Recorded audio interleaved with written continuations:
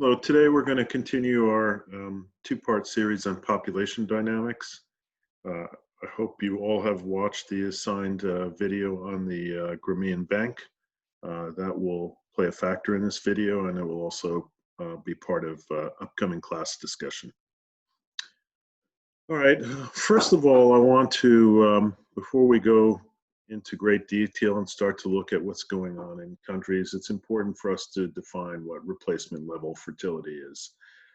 Fertility is defined as the number of children per female. Men have nothing to do with this measurement. And replacement level fertility is defined as 2.1, that if on average, if women in a population are averaging 2.1 children, the population will stabilize. It may initially grow because of population momentum, but eventually it will stabilize. Now, in terms of fertility, there are some countries in the world that are growing extremely fast. Here is a list of the countries with the 20 fastest growing population rates in the world. And as you can see, some of the countries in this list have fertility rates above 6. All of them are above. All of these are above 4.73. On the flip side, there are countries that have very low fertility rates for various reasons. Puerto Rico, probably for economic reasons. They have faced a series of calamities from earthquakes to severe hurricanes, power grid that got knocked out. The economy in Puerto Rico has been doing very poorly, and we see often when countries face economic decline, as the former Soviet Union did in the 1990s and first decade of this century, that population growth rates can really plunge. In other countries, it's different. In South Korea, a lot of women, and this is also true for Japan, are questioning the institution of marriage.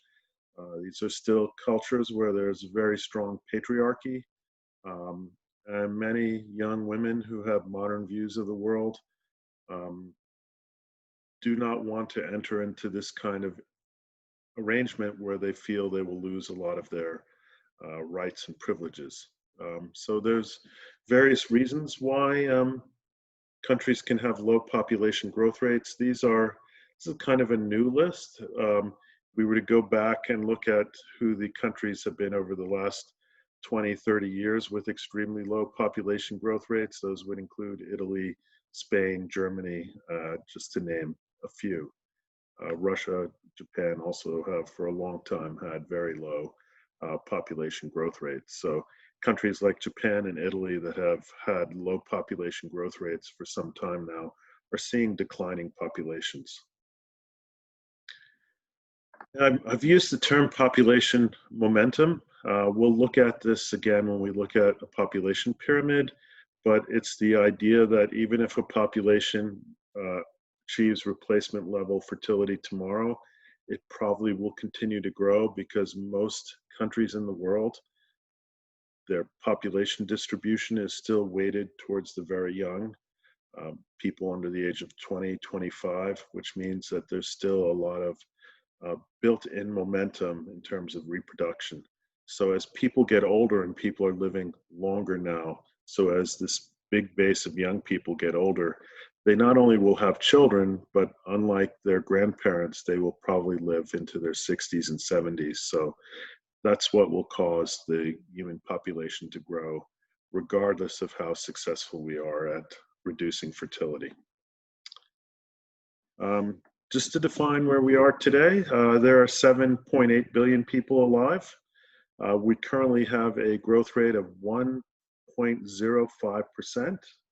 That doesn't sound like a lot.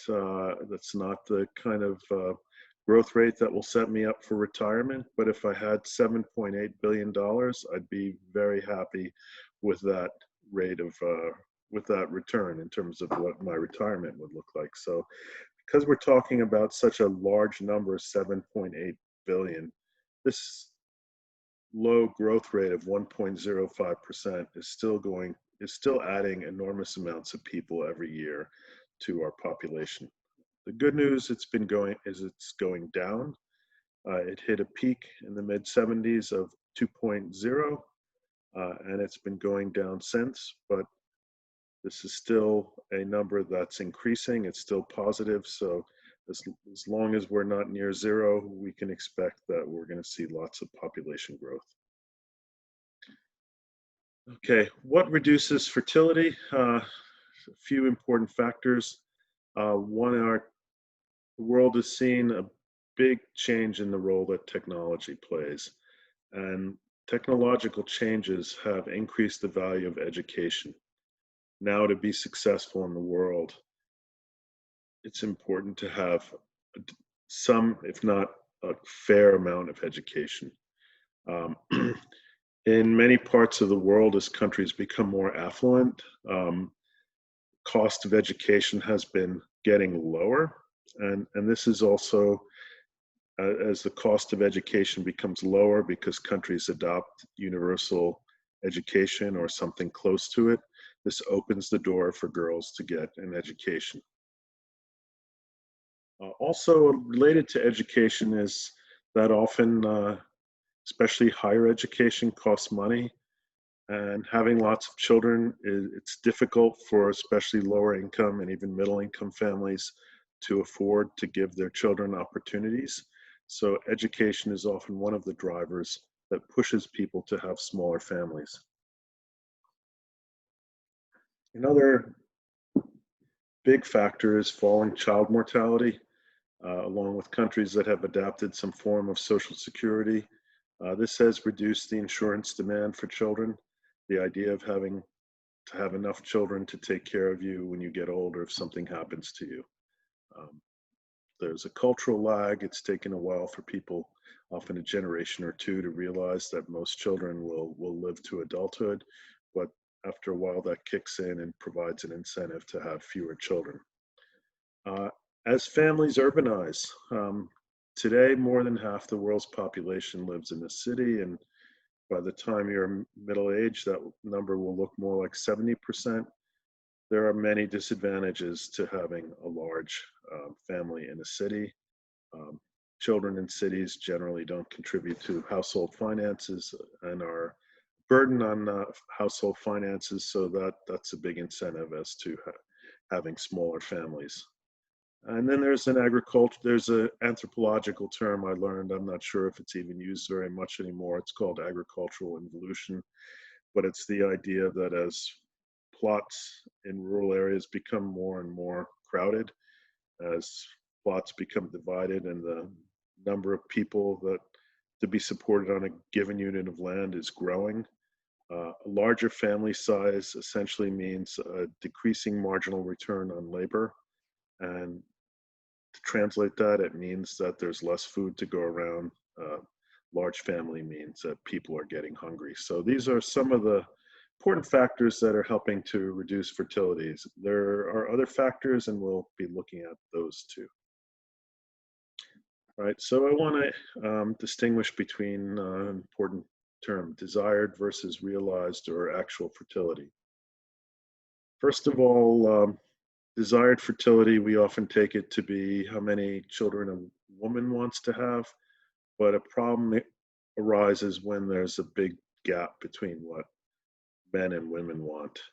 This can cause actual fertility to be high. So when women say they want smaller family sizes, but their husbands are pushing them, society is pushing them, especially to have larger families, often the wish of women gets overlooked. Actual fertility may differ from desired fertility, and this is also due often to a lack of contraception. This is probably the case when actual fertility is higher than desired fertility. Now, let's look at family planning, because family planning is very important, especially when you have scenarios where women are saying they would like to have fewer children. Contraception often has to overcome the role of religion. The role of religion is not uniform. For example, in the Islamic world. In some countries, there have been very good family planning programs, notably Iran. Egypt has often done a lot to promote smaller families, and the role of religion has um, factored into that. Former Mufti of the Al Azhar Mosque actually labeled it a sin to have more children than you could afford to maintain. So sometimes same religion can have different impacts in different countries. In South America, Catholicism has often limited the role of contraception. There was data from about 20 years ago that countries like Brazil and Colombia had outrageous rates of abortion, especially in rural areas and small cities. Um, what was playing out there was that women who used contraceptives were stigmatized. So women, rather than use contraception, and men weren't stepping up to use contraception, would often use abortion as a method of family planning. Governmental support is also key. Is the government going to get behind this? Is it going to support it financially if it has the means to do so? Uh, Probably the textbook example, I mentioned Iran, another textbook example of a government, and I'll talk more about Iran later. But so I'll talk about Thailand now. Thailand in the 1960s and 70s was very concerned that rapid population growth was going to derail its economic development, and the government aggressively promoted family planning programs, even pushing to have the message injected into things like sitcoms, where family would talk about how happy they were to be able to buy this new refrigerator, and they would throw in the line that if we had decided to have that extra kid, we wouldn't be able to afford a refrigerator. So government in Thailand played a role on many levels in pushing family planning. Another big issue is availability of contraceptives, time-wise, location-wise, and degree of available choices. In too many parts of the world, women lack mobility. If you live in a rural area, you just can't get on a bus and go 20 miles to a city to visit a pharmacist to get contraceptives. Um, this requires often a person, almost always a woman, who's able to be mobile, move around and visit people in different villages and distribute contraception.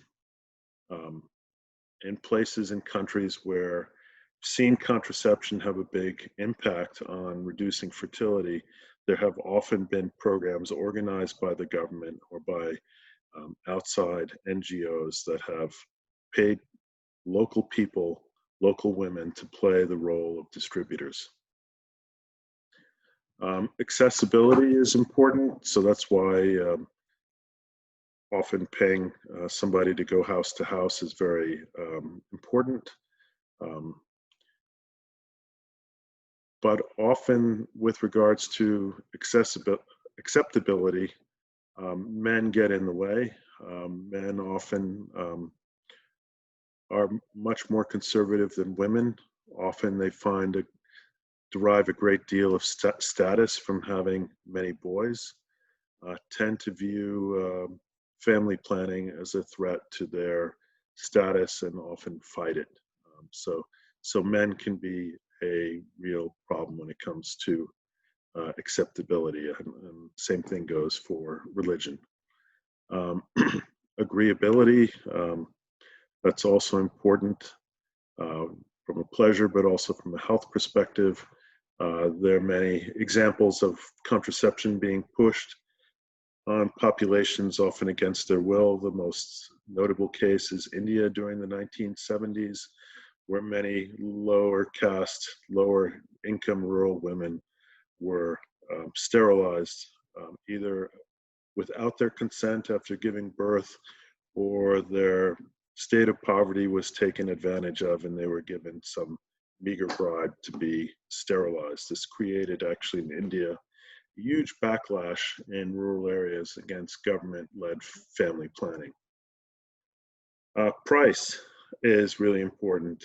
What's been found in a variety of cultures by people who have studied this is that their price sensitivity tends to have a 1% threshold. If low-income family has to spend more than 1% of their household budget on contraception, it's not going to happen.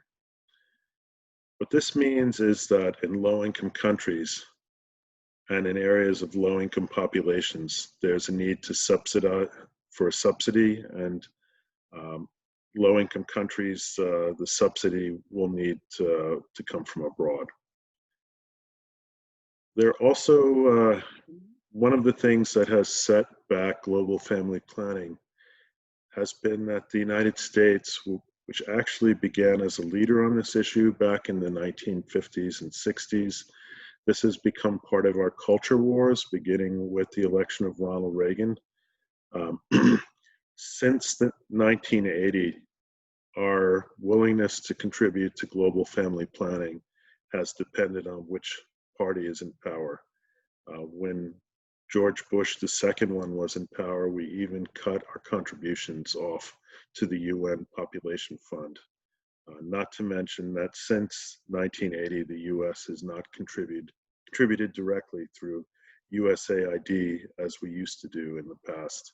So this has had an impact. We're a wealthy country and a large country, and when you take away our contribution to the global effort, that has an impact. Okay, I want to talk about scenarios when desired fertility is high, and in some cases even higher than actual fertility. This suggests women are living in a culture where the power balance between men and women is very skewed. The only way to reduce fertility in such a case is to empower women. But this is tricky. Often, people will just glibly say, well, we should educate women. But it's not so easy in the face of stubborn cultural resistance or in societies where people are just very poor and it's not easy to educate everyone. So there are other ways to empower women, and we'll explore this. A few reasons why women are likely to have high desired fertility. It's changing, but in the 20th century, it was all too common that property laws existed which were unfavorable to women, where women couldn't hold the title to property. Property was always listed in their husband's name. Women were left out of the inheritance picture. Even when husbands died, land passed not to his wife and children, but often to the closest living male relative. This would lead women destitute. Laws that view women also even as property of their husband, father, or even a brother.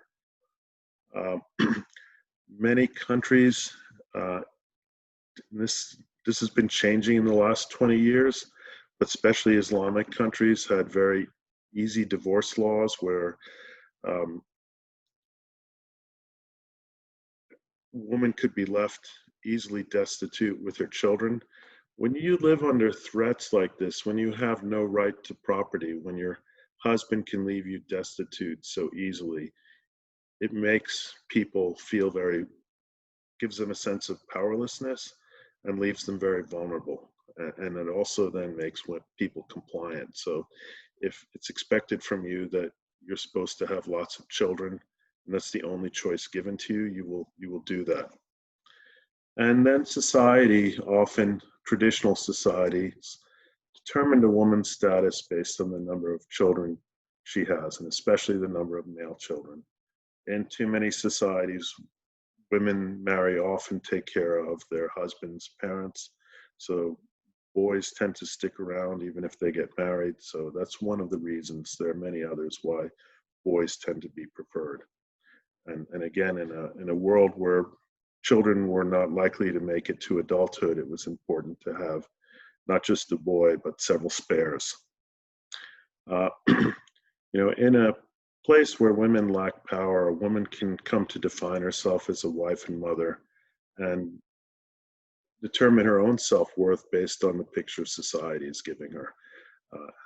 her role then becomes to provide her husband with many children. That makes her feel also like she's a good person. It's not justifying that, but that is what she has socialized from society. In all too many countries, societies, women have not been allowed to work once they get married and earn money. And again, this creates a circumstance of powerlessness. Now, if we want to change this, we have to change the identity and the picture that women are living with. If a woman sees her destiny as marrying, pleasing her husband, bearing her husband children, or a woman sees a future as something she should be able to have a voice in and shape, this creates very different fertility scenarios. In other words, a woman in some societies is viewed as the property of a man, or a woman can be an independent agent who has the power to decide her future, or when in a marriage to have as much influence on decisions as her husband. Depending on the scenario, it will have a huge impact on fertility. In the first case, fertility is going to be very high, including desired fertility. In the second scenario, fertility will be low. Okay, so when people talk about empowering women, education is often the first thing that pops into their head. But that's problematic. In many low-income countries, the resources don't often exist for universal education. Hence, schools must charge relatively high school fees. I put that in quotation marks because, what is $30 a year or $40 a year? But in a very low-income country, when you have 4 or 5 kids, it's often the difference between sending all your kids to school or holding some back. And, school fees can be deceptive too. Part of the cost can be buying uniforms and school supplies. And again, that can lead families to make decisions about which kid is going to get an education. And when families have to choose, they tend to pick their boys. Another thing is cultural bias towards who does what kind of work. In many societies, a lot of menial jobs are deemed to be the tasks of girls. Collecting firewood, collecting water, looking after animals is defined often as the work of girls. Hence, it's often believed girls are contributing more when they are working than when they're in school. So that can be a major reason why families decide not to send their daughters to school. I also want to mention one other thing. Beginning in the 1980s, a lot of low-income countries were squeezed. During the 70s, the global banking system was awash in money. There were twin recessions in the 1970s. There was the global oil shock. So economies like Western Europe, the United States, Japan were not growing fast, but especially because of the rising price of oil due to the formation of OPEC. OPEC is a cartel, and most of the members were concentrated in the Middle East. As these nations became extremely rich, because of a taboo on usury in Islam, many wealthy peoples stowed away their money in Western banks in the US, Europe, Japan. And normally that would have been a good thing for those banks in those countries, but because of these recessions, actually both of them were related to oil, these countries like the United States couldn't absorb all this money. So banks carelessly went out to low-income countries and offered them loans. The logic there was that a country could never default. And when interest rates got jacked up in the 1980s, many poor countries teetered on the edge of bankruptcy, but were not allowed to go in bankruptcy by the international community. The International Monetary Fund essentially changed its mission to keep low-income countries from going bankrupt and enforcing what are called structural adjustment programs on low-income countries so they could continue to pay their debts. Structural adjustment program was when the IMF would go into a country and say, you have to cut your budget and you have to produce more export items and use that money to pay down your debt. So when you're talking about poor countries cutting their budgets, that usually means a lot less money for education, healthcare. And this was going on when especially places like Africa were being hammered by the AIDS crisis. So what you saw during this period that lasted almost from 1980 to 2010 was that lots of low-income countries saw literacy rates go backwards. Tanzania, Mali are textbook examples. And as there was less money for education, especially girls were hit hard. And as a result, we saw fertility rates go up again. In societies where women have little power and low levels of education, the Grameen Bank, you should have all seen the video by now, has offered a really innovative solution. Microcredit, we'll talk more about this in the synchronous part of class, has done a lot to improve the status of women within families and within society, especially in rural areas, but this is also true in cities. Microcredit gives women some control over money, and as a result, it decreases domestic violence, gives women a voice in the household economy.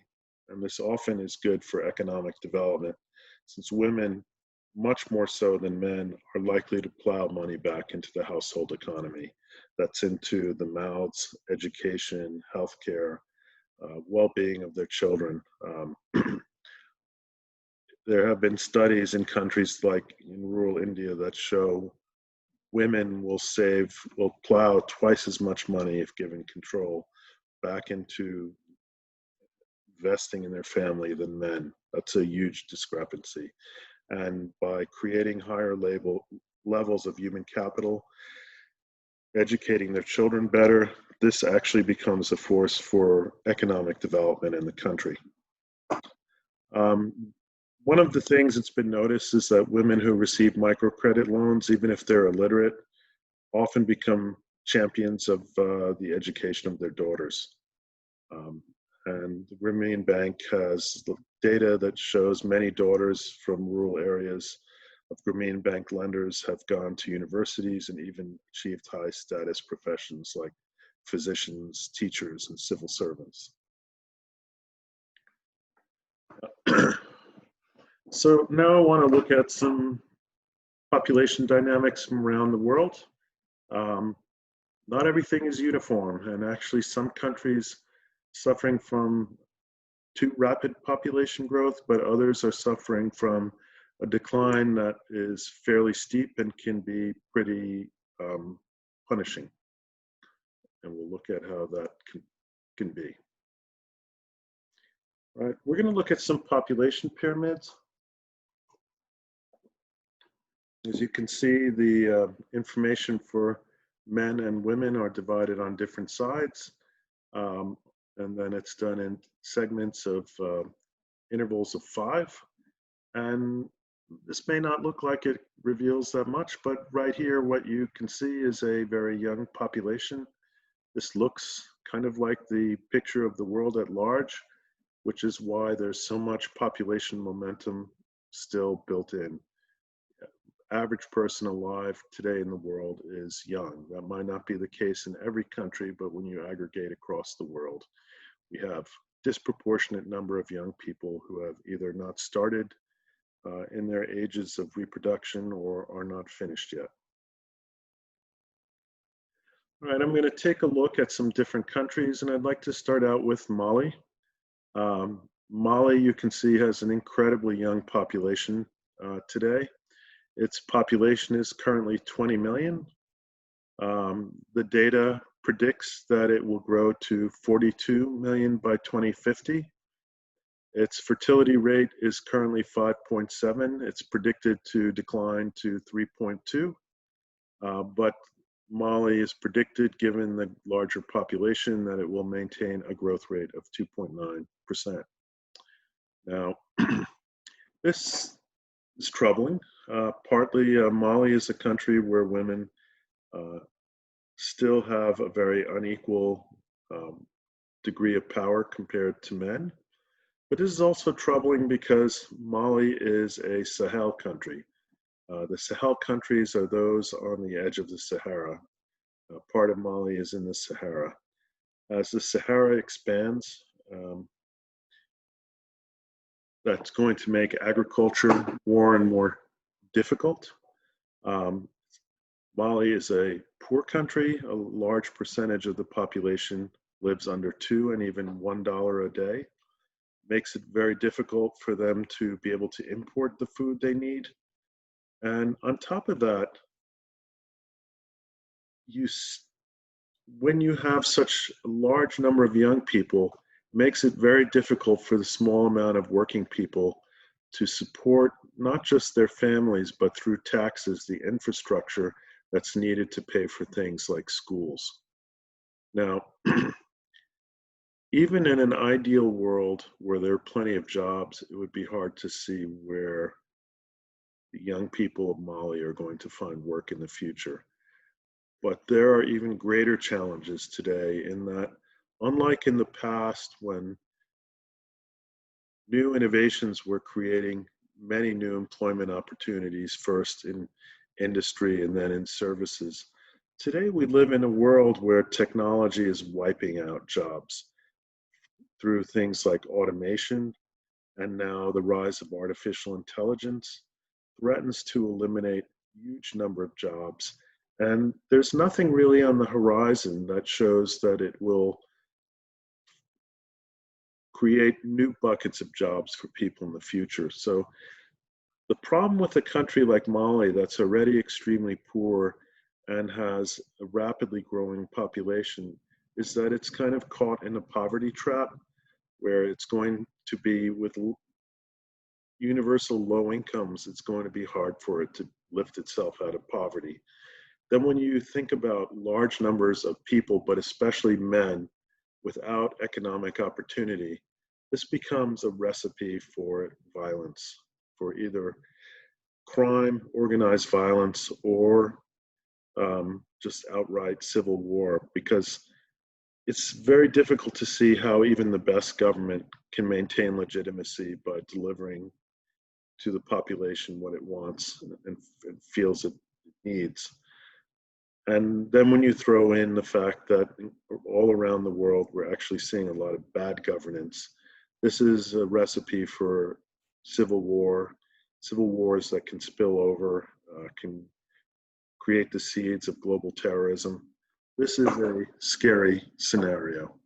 There are many other countries in this bucket.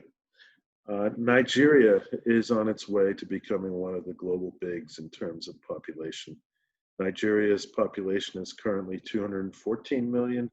It's also very young and growing very fast. By 2050, Nigeria is going to almost double its population to 417 million. The question is, can Nigeria accommodate so many people? Already, a city like Lagos, Nigeria, is one of the biggest in the world, and it operates on a budget that's equivalent to the size of a large urban hospital in the US. And that is with a city now that has about 15 million people. Here I mentioned when we talked about countries that have had low population growth rates for a while. Italy's been one of the champions. Its population has really been slowing down and declining now for quite some time. And you might want to applaud Italy for helping to do something about global population, but Italy has problems, and these problems could be quite severe. On the one hand, you see that there are a large number of people headed for retirement, and there is a shrinking base of workers that have to support what's going to be a very large retired population. On top of that, Italy has very generous benefits. It has a low retirement age, 6 years lower than the US. I think it's 62. I don't know if there's been talk of raising it. I don't think it's been successful. Additionally, Italy has large investments in healthcare. According to the World Health Organization, it has the second best healthcare system in the world after France. So Italy has some very expensive social programs. Question is, how is a shrinking base of young people going to support these programs? On top of that, the young in Italy constitute two generations now that have been pounded by problems that have made it difficult for them to progress like their parents did in terms of their careers. First, you had the Great Recession in 2008, 2009, that especially hit Southern Europe very hard and saw shadow lasted 5, 6 years. And during this time, you saw unemployment rates for people under 30 that was often in Southern Europe close to 50%. So people lost a lot of valuable work years in which they didn't get experience, which they were underemployed, and that's really hurt their career trajectory. Now with COVID, the new generation coming out, Gen Z, is facing similar dim prospects. Now, when you put this together and you think about the small base of working people supporting a large number of retired people, this is going to create political difficulties in the future. One can see new political divide developing in countries like this, and there are many countries, Japan, Greece, Spain, Germany, that look like this. In the future, are we going to see a divide in which young people push to have benefits cut for elders because they not seeing much take home in their paycheck, and are older people going to fight back saying that they fulfilled their bargain? They worked until they were 62 and they were promised these benefits, and how dare you try to take them away? And if you look at the sheer force of numbers, the power is with the older people. They will probably be able to use the political system to protect most of what they have. Okay, the United States, we have actually, this is a third. So we've looked at countries with rapidly growing population, looked at a country with a population that's shrinking quickly. This is a beautiful population pyramid. At least we can still say we're number one or tied for number one in a really important category. So why is it good that we have a population distribution that looks like this? First of all, we talk a lot about problems with Social Security. Those problems are not so much related to population distribution as they are political problems. We could create a sustainable Social Security system easily. It would just take political will and a few simple steps like lifting the cap on the Social Security contribution. But in a dysfunctional society, we just keep moving on towards the day when there'll be a reckoning. But if you look at our population distribution, you can quickly understand that that reckoning need not have to come in the foreseeable future. On top of that, the other big problem of entitlements is Medicare. That's a totally different story. We have just a crazy expensive healthcare system in this country that doesn't work well for the majority of people. But again, the political will is not there to reform it. So that second entitlement is going to be a lot harder to deliver on, but Social Security should not be a problem. Now, I do want to say the reason why the United States is in this good situation, but we might not be there in the long run, is because we have been a country till recently that has been very generous very open to immigrants. And immigrants tend to be younger, they tend to culturally value large families, and our openness to immigration, which is now changing, is the main reason why our population distribution looks like this and not like other high-income countries.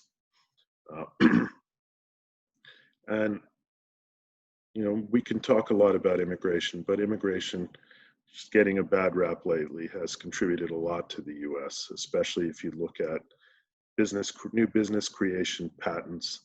Disproportionately, immigrants have played an important role in innovation in the US, or the children of immigrants.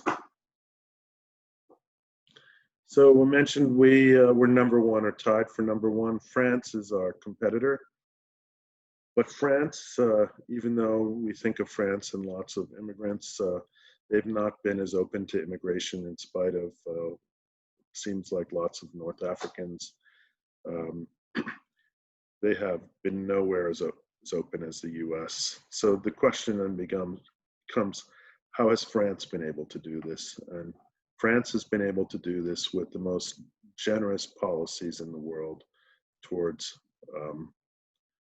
families having children or women having children.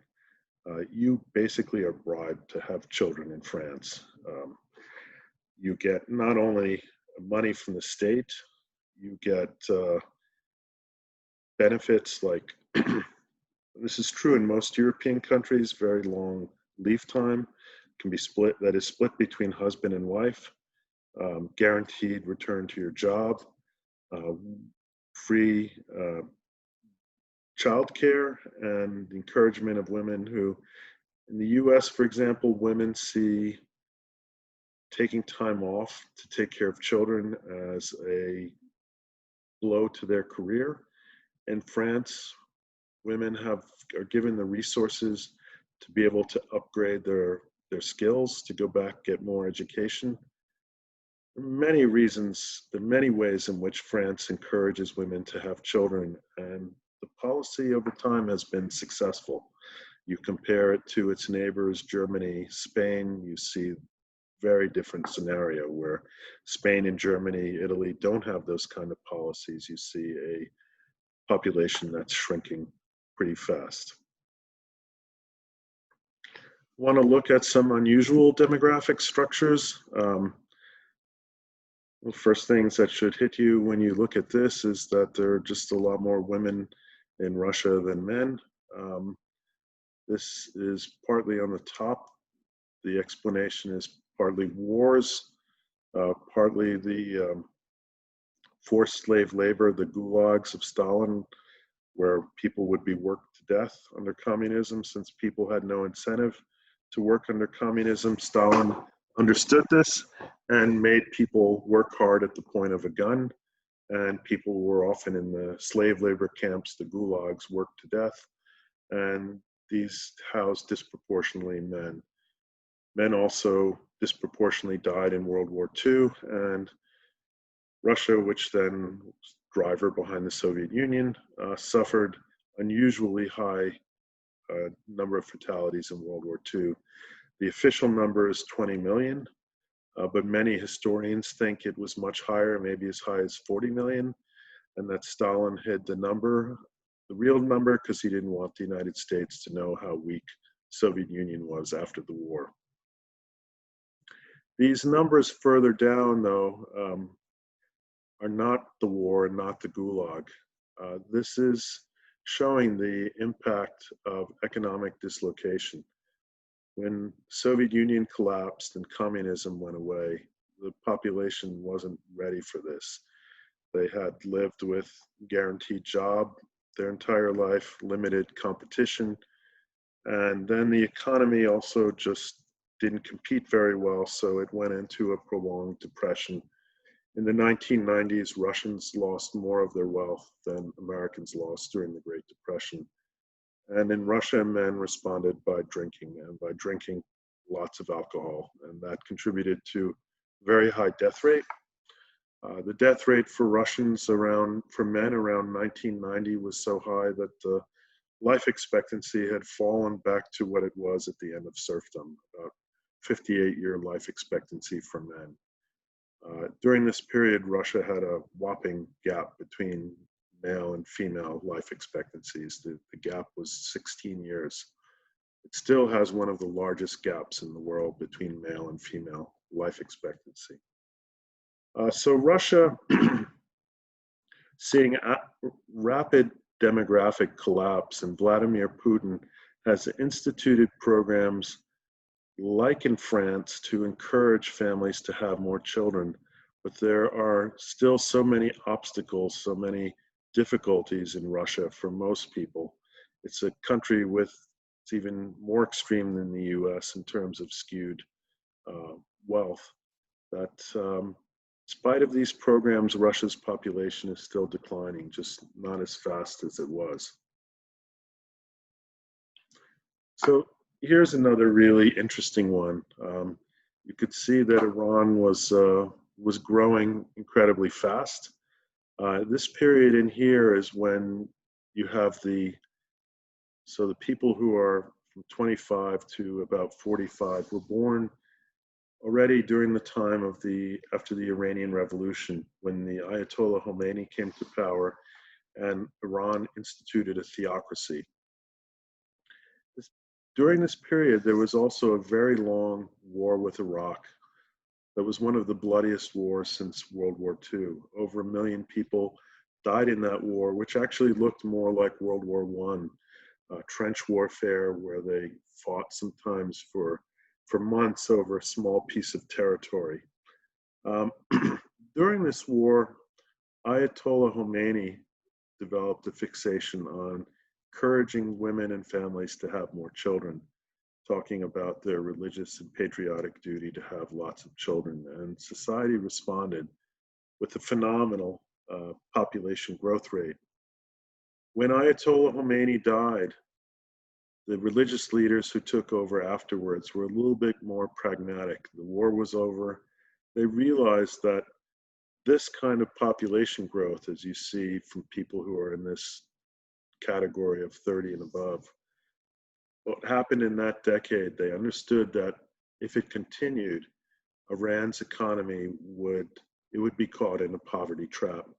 It would never grow, and this would threaten their power. It would threaten the revolution. So pragmatism, they instituted one of the world's best family planning programs, and you can see they pulled back a little because they got worried about the fact that they could quickly begin to look like Italy. But still, compared to other parts of the world around them, Iran has a very successful family planning program. And let's look at the two countries now that really are the two biggest in the world in terms of population. China is marginally the most populous country in the world, but India is about to overtake it. A few things when you look at China is that it's got some oddities in it. Um, some of these big sudden dips in population uh, have to do with internal events in China. You have the Great Leap Forward and the Cultural Revolution, which was actually a disaster for China, where Mao wanted to ensure kind of permanent revolution, and he didn't want he didn't want classes to develop. So, for example, he emptied out a lot of the cities, sending educated people to work as farmers. And the result, fortunately, was kind of obvious as to what was going to happen. You had enormous malnourishment, starvation. Large numbers of people actually died during that experiment from hunger. Um, that period ends, and you see that you start to have a period where the population begins to grow very rapidly. And China, this point, 1980, we have Deng Xiaoping, who wants China to modernize, to develop a strong economy, to become a major player in the world again.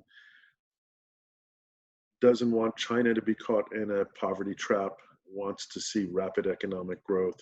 And as part of that strategy, controlling fertility becomes important. So China institutes the one-child policy.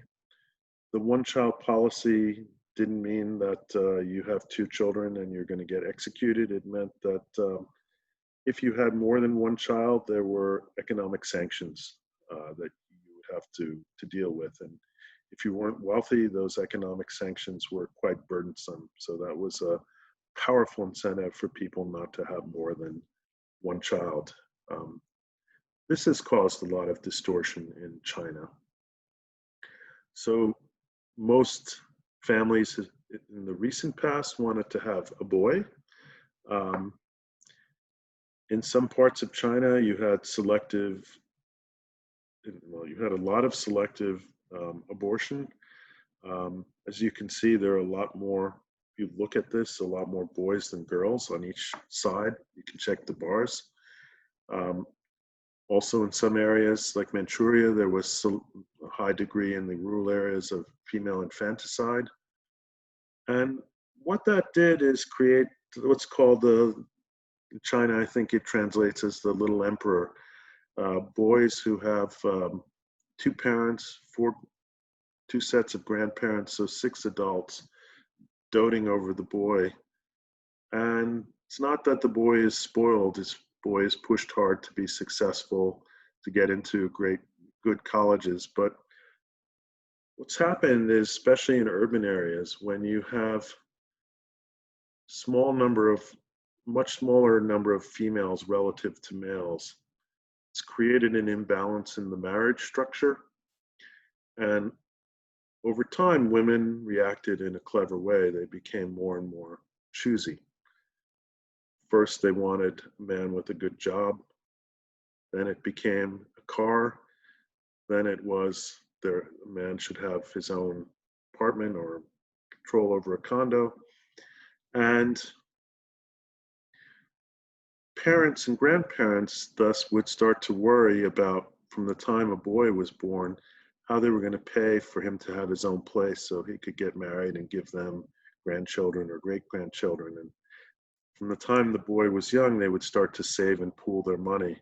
And this was a powerful factor behind China's recent overbuilding in many cities, where they overbuilt apartments catering to the second kind of home market, which didn't materialize to be as big as people thought. So for a while, the big story 5-6 years ago were empty satellite cities with buildings with almost no one living in them, shopping malls that were built to accommodate these people that were empty. Part of the force behind this was the notion that even larger numbers of people would be speculating on their little emperors. So this has created distortions in China, but eventually culture is conservative, but it eventually changes. What I picked up, at least in Shanghai today among young people, is that many are happier to have a girl, because it's less of a headache than having a boy. You don't have to worry about saving money for a girl's apartment. India is another country with an interesting imbalance.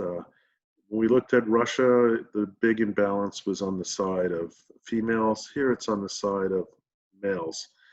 Even more so than China, you can just see that there's a large discrepancy. So first of all, if you look at the bars, you can see why India is passing China in terms of population. There's a lot of momentum built up there. Even though fertility is low, we'll look at India, the information in more detail in a moment. It still has a lot of young people, so India is going to quickly pass China and go way beyond China. Now, to explain the discrepancy between the number of men on the one side and women on the other, to look at the institution of the dowry. It's illegal in India, but there's very little, if no enforcement against it. It's still expected, especially in higher castes. For those of you who don't know what a dowry is, it's when part of the wedding contract, the bride's family passes over generally a fairly decent chunk of the family wealth to the bride and groom. Often the groom's family gets possession of that wealth, and there's often a lot of haggling that goes on over the size of the dowry. So marrying women can be a very expensive proposition. So families naturally, for economic reasons, and there are other reasons too, tend to favor boys. I'm going to look at India's neighbors. I just want to show you Pakistan. Pakistan has 257 million people. Its fertility rate is 3.6. It still has around a 2% growth rate, and you can see it's growing very fast. Unlike Bangladesh, so Bangladesh, after you had the independence in South Asia, Pakistan and Bangladesh split away from India. There was awful movement of people, killing, slaughtering of people that went on as the population sorted itself. Bangladesh and Pakistan were a single country initially. Bangladesh was called East Pakistan, Pakistan was West Pakistan. Now it's interesting that Churchill, when this was going on, kind of encouraged the partition, and he felt the future was what we now call what we now call Pakistan, was West Pakistan. He thought of he compared India with Pakistan. He bet his chips on Pakistan being the more significant country in the future and the one that Great Britain should align its interests to. Oddly, things have gone in a very different direction, and we'll look at why by looking at what happened in Bangladesh. Now, when Bangladesh fought and won its independence from Pakistan, it was one of the poorest countries in the world. If you go back and look at the records in the 70s, there was received a lot of food aid. There were many concerts, like the former Beatles, George Harrison, organized a huge food aid concert just for Bangladesh. Bangladesh was the poster child for starvation and hungry children. But it's really turned things around. So let's first place Bangladesh. Bangladesh is here. It used to be, when the Mughal Empire existed, it's part of a larger area called Bengal. Pakistan is over here. Of course, India is in between.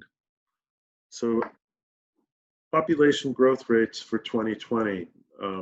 Bangladesh is still growing, but it's growing at a 1% rate. Pakistan is growing at a 2% rate. So put that into perspective in terms of a doubling rate. It will take 70 years for Bangladesh's population to double. It will take Pakistan only 35 years. India has a slightly higher population growth rate than Bangladesh. This gets very interesting. Bangladesh now has a significantly larger life expectancy than India, and an even greater life expectancy than Pakistan. Bangladesh's economy has been growing at a faster rate than Pakistan now for more than 12 years. And per capita GDP, Bangladesh will pass Pakistan this year in 2020. Bangladesh's economy is also currently growing at a faster rate than even India. So what's the secret sauce? Here you can see growth rates, the 10 most populous nations. Pakistan is just going gangbusters. You can see China, the most populous nation, is growing much slower relative to India. Japan is barely holding its own, and Russia is going in reverse, like other countries like Italy too. So what's behind this? One is the social transformations, empowerment of women. More people have bank accounts, including women. There's some religious extremism, but it's been kept largely under control to a degree. Even though we hear about people getting murdered for posts on social media, it's nothing like exists in Pakistan. Their religious extremism has been a huge factor in the fate of the country. In Bangladesh, it's tried to hold back progress, for example, that was being made by the Grameen Bank, but it was unable to do so. Muhammad Yunus fought against charges that he was committing usury, But his argument was that since the members of the Grameen Bank are also its owners, they cannot be committing usury against themselves, and was able to steamroll over a lot of that opposition. Some villages that had really conservative religious leadership kept the Grameen Bank out, sometimes successfully for long periods of time, but it's eventually gotten into most villages in Bangladesh. I would argue that the Grameen Bank is really at the root of the data that we looked at that's been responsible for the social transformations. The other big part of the success story is in the urban areas mostly, but to some degree in the rural areas too. It's the garment industry. In some ways, Bangladesh is returning to the past. A few hundred years ago, Bengal was the textile center of the world. And today, Bangladesh has, to some degree, reclaimed that role. It's not a problem, not a country without problems. Minimum wages are still low. Workers pushed for a raise in wages 2 years ago, especially after some horrific fires in factories. Conditions there got a lot of publicity globally, and as a result, their wages were raised from $64 to $96 a month. Per capita income for the current year is estimated by the World Bank to be just a little above $1,500. So still very low income, but compared to the past, it's made enormous strides. And as I mentioned, it's passing Pakistan this year, and Churchill would have been flabbergasted to think someday that East Pakistan would succeed in prosperity great in a bigger way than Pakistan. Other problems, though, with the economy, it lacks diversification. It rides the textile industry a little too much. It's not only the #1 earner, but most recent year that I found data, 7 years ago, it accounted for 80% of Bangladesh's total of 27 billion in exports. So foreign competition or anything that could have reduced their export earnings from textiles would be a major blow to their economy. And of course, there are a lot of countries in the world, especially now in Africa, that are looking to grow their own economy and looking at textiles and thinking about how to get part of that market. Here, I think, is something that's more concerning. I mentioned this when we talked about countries with rapidly growing populations. Fortunately, Bangladesh isn't in this category anymore, but it still has lots of very low income, low skilled workers. Here's a headline from a few years ago in the Wall Street Journal. The robots are coming for garment workers. That's good for the US. And what's meant here, it will bring back manufacturing to the US since it doesn't require a lot of labor, but that it will be bad for poor countries. And this is a reality. If you go to any factory nowadays, you see fewer and fewer workers, and you see robots all over the place. Whether in the past, 10 years ago, when I'd visit factories, robots were stuck in place, were usually just an arm doing a set of repetitive motions. In my most recent visit of factories in Asia, robots were moving all around the factory floor. Now, I want to compare Illinois with Bangladesh. The Bangladesh and Illinois have almost exactly the same size. And Illinois is a populous state. It's a good state to win when you're running for president. It has a lot of electoral votes. But its population is 12.8 million people. Bangladesh, in the same amount of space, has 164 million people. And you ask yourself, what could go wrong? This is what could go wrong. No country in the world, at least large country, The exception would be island countries, but no large country in the world is as vulnerable to climate change as Bangladesh.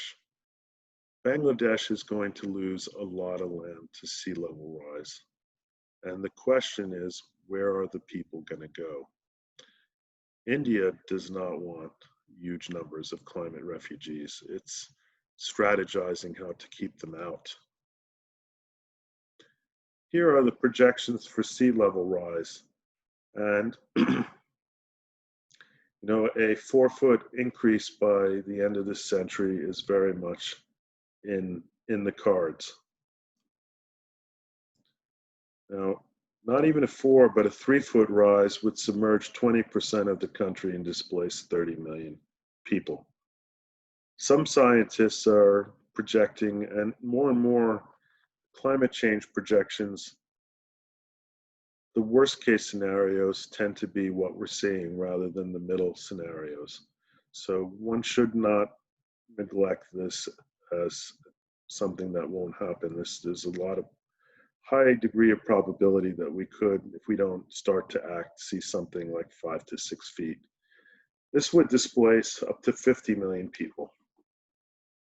Now, whether it's 30 million or 50 million people, I want to put this into perspective by mentioning the ongoing tragedy in Syria has caused 3 million people to leave the country.